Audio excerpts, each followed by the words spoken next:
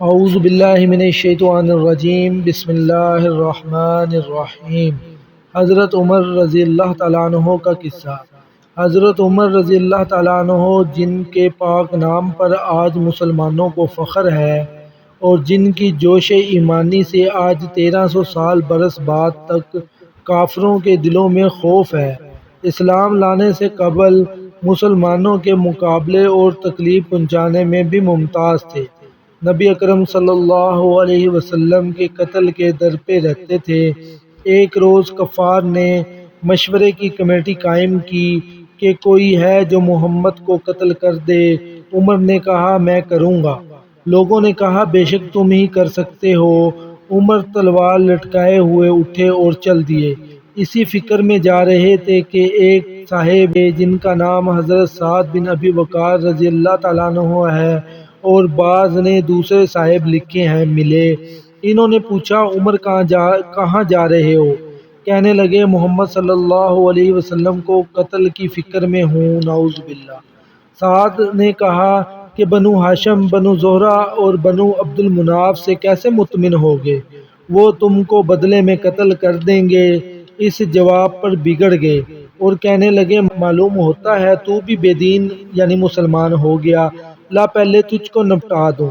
یہ کہہ کر تلوار سونت لی اور حضرت سعد رضی اللہ تعالیٰ عنہ نے بھی یہ کہہ کر کہ ہاں میں مسلمان ہو گیا تلوار سنبھال لی۔ دونوں طرف سے تلوار چلنے کو تھی کہ حضرت سعد رضی اللہ تعالیٰ عنہ نے کہا پہلے اپنے گھر کی تو خبر لے، تیری بہن اور بہنوئی دونوں مسلمان ہو چکے۔ یہ سننا تھا کہ غصے سے بھر گئے اور سیدھا بہن کے گھر گئے۔ وہاں حضرت خباب رضی اللہ تعالیٰ عنہ کواڑ بند کیے ہوئے ان دونوں میاں بیوی کو قرآن شریف پڑھا رہے تھے۔ حضرت عمر رضی اللہ تعالیٰ عنہ نے کواڑ کھلوائے۔ ان کی آواز سے حضرت خباب رضی اللہ تعالیٰ عنہ جلدی سے اندر چھپ گئے اور وہ صحیفے بھی جلدی میں باہر ہی رہ گئے جس پر آیات قرآنی لکھی ہوئی تھی۔ ہمشیرہ نے کواڑ کھولے۔ حضرت عمر رضی اللہ تعالیٰ عنہ کے ہاتھ میں کوئی چیز تھی جس کو بہن کے سر پر مارا، جس سے سر سے خون بہنے لگا، یہ کہہ کر کہ اپنی جان کی دشمن تو بھی بے دین ہو گئی۔ اس کے بعد گھر میں آئے اور پوچھا کیا کر رہے تھے اور یہ آواز کس کی تھی؟ ان کے بہنوئی نے کہا کہ بات چیت کر رہے تھے۔ کہنے لگے کیا تم نے اپنے دین کو چھوڑ کر دوسرا دین اختیار کر لیا؟ بہنوئی نے کہا کہ اگر دوسرا دین حق ہے تب۔ یہ سننا تھا کہ ان کی داڑھی پکڑ کر کھینچی اور بے تحاشا ٹوٹ پڑے، زمین پر گرا کر خوب مارا۔ بہن نے چھڑانے کی کوشش کی تو ان کے منہ پر ایک تماچا اس زور سے مارا کہ خون نکل آیا۔ وہ بھی آخر عمر ہی کی بہن تھیں۔ کہنے لگیں کہ عمر ہم کو اس وجہ سے مارا جاتا ہے کہ ہم مسلمان ہو گئے، بے شک ہم مسلمان ہو گئے، جو تجھ سے ہو سکے تو کر لے۔ اس کے بعد حضرت عمر کی نگاہ اس صحیفے پر پڑی جو جلدی سے باہر رہ گیا تھا۔ غصے کا جوش بھی اس مار پیٹ سے کم ہو گیا اور بہن کے اس طرح خون کے بہہ جانے سے شرم بھی محسوس ہو رہی تھی۔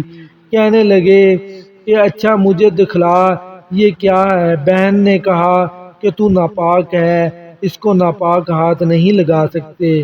ہر چند اصرار کیا مگر وہ بے وضو اور غسل کے دینے کو تیار نہ ہوئی۔ حضرت عمر رضی اللہ تعالیٰ عنہ نے غسل کیا اور اس کو لے کر پڑھا۔ اس میں سورۃ طٰہٰ لکھی ہوئی تھی۔ اس کو پڑھنا شروع کیا اور آخر تک پڑھا کہ حالت ہی بدل گئی۔ کہنے لگے اچھا مجھے بھی محمد صلی اللہ علیہ وسلم کی خدمت میں لے چلو۔ یہ لفظ سن کر حضرت خباب رضی اللہ تعالیٰ عنہ اندر سے نکلے اور کہا کہ اے عمر تجھے خوشخبری دیتا ہوں کہ کل شب حضور اقدس صلی اللہ علیہ وسلم نے دعا مانگی تھی کہ یا اللہ عمر اور ابو جہل میں جو تجھے زیادہ پسند ہو اس سے اسلام کو قوت عطا فرما۔ یہ دونوں قوت میں مشہور تھے۔ معلوم ہوتا ہے کہ حضور صلی اللہ علیہ وسلم کی دعا تمہارے حق میں قبول ہو گئی۔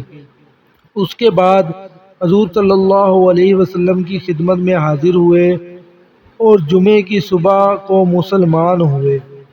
ان کا مسلمان ہونا تھا کہ کفار کے حوصلے پست ہونا شروع ہو گئے، مگر پھر بھی یہ نہایت مختصر جماعت تھی اور وہ سارا مکہ بلکہ سارا عرب، اس لیے اور بھی جوش پیدا ہوا اور جلسے کر کے مشورے کر کے ان حضرات کو ناپید کرنے کی کوشش ہوتی تھی اور طرح طرح کی تدبیریں کی جاتی۔